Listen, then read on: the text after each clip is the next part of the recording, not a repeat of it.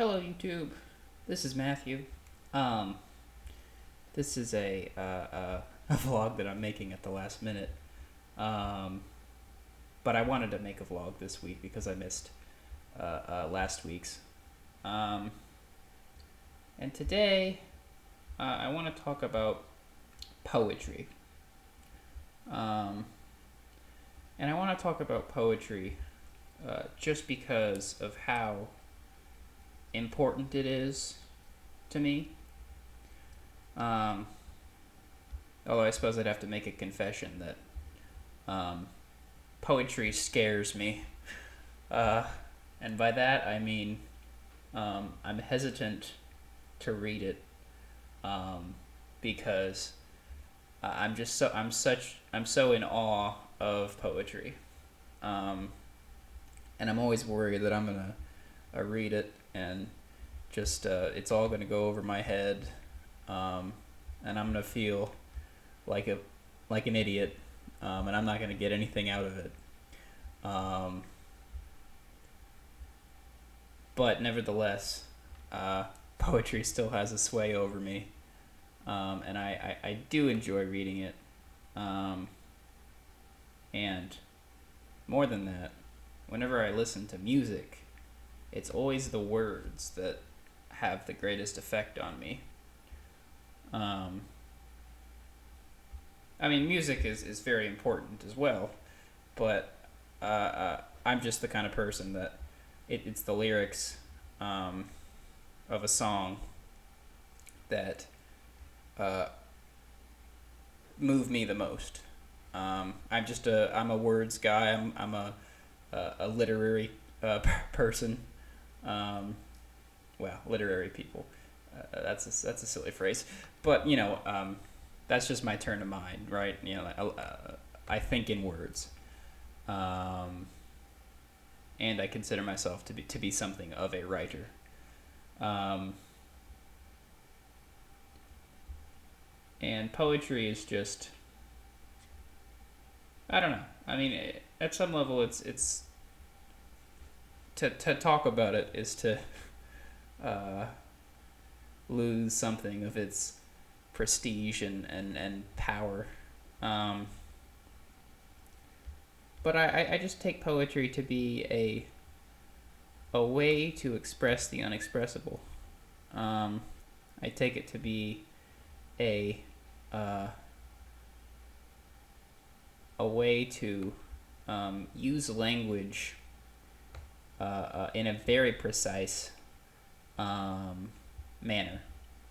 Um, the poet is using language in a way that you almost never use language on a daily basis.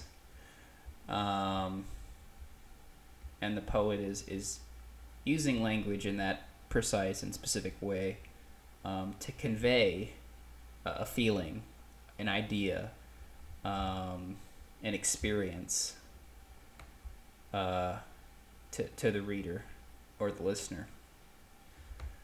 Um, and often, so I often get like I'm the kind of person who is always getting stuck in my own head. Like I'm always just thinking at all times of the day, and often I'm thinking about some like abstract topic.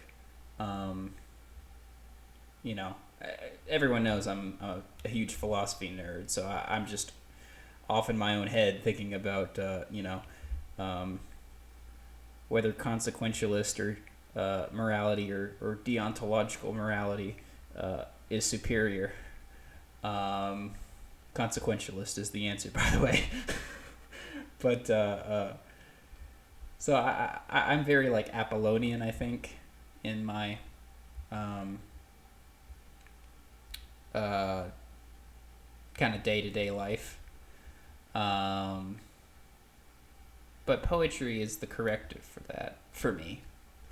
Um, Poetry allows allows me to turn off my Apollonian brain and to embrace the Dionysian. Um, Poetry allows me to think and feel in ways that a philosopher generally doesn't think and feel. And poetry allows me to gain from experiencing, gain from experience in a way that you can't from simply thinking. Because poetry is all about slowing down the world. That's a quote from the novelist Martin Amis, by the way. I didn't come up with that. I mean, it's funny. Like, literature overall for me is it's sort of my replacement for religion, you could say. I find that I am able to transcend both my suffering and my everyday experience simply through a great novel or a great poem, or even a great essay.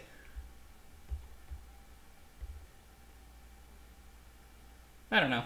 This is. I just didn't really want to put out a rant today about some obscure topic.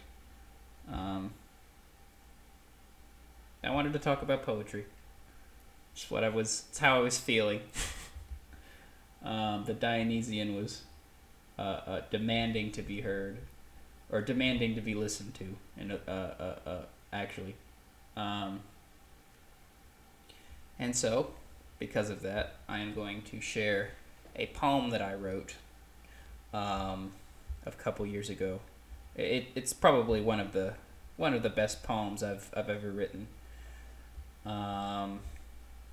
So, without further ado, enjoy.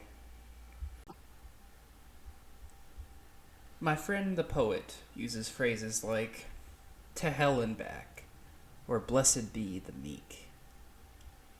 The pen may move, as if a ghost is guide, yet Cicero ignores the faucet leak. My friend the poet, pastor of the faith, he laughs at cosmic dice and German will, and spoke of days when myth will step aside, while Emily of France shall yield the quill. My drunken self was wobbling up the stairs to kiss the pillow with a heavy head. Oblivion, my mistress rightly cruel, yet jealous time, she burned the sheets, the bed. Your vault of secrets scares away the sun, and truths are told without the raging day. How memories are twisted into facts, which pumps the blood, the river, wind, and way.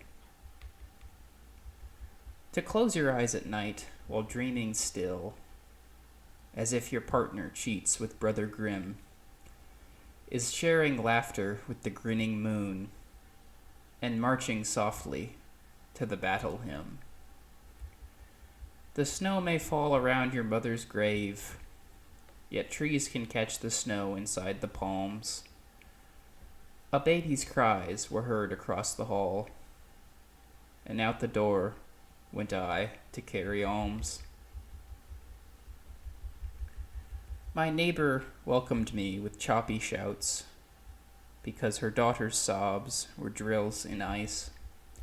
The artisan at night was making boots, which Nietzsche used to splatter guts of mice.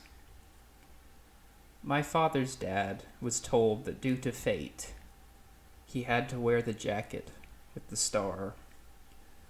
The little boy who felt the symbol's pride would later find upon his back a scar. To teach the mortal madness, signs, and means, the patriarch had dug my shallow grave. Yet caskets sang of suffering and bliss, since life for me is ocean's shallow wave. My neighbor hummed along in sweet repose, and music conquered us until the morn. The baby's salty tears and baggy eyes were met with restful breaths, avoided scorn. My friend the poet uses phrases like, "To hell and back," or "Blessed be the meek." The pen may move as if a ghost is guide, yet Cicero ignores the faucet leak. My friend the poet took me out to eat, for ginkgo trees predict the human gore. After we ate, a walk was thus prescribed, and roads diverged inside the pregnant whore.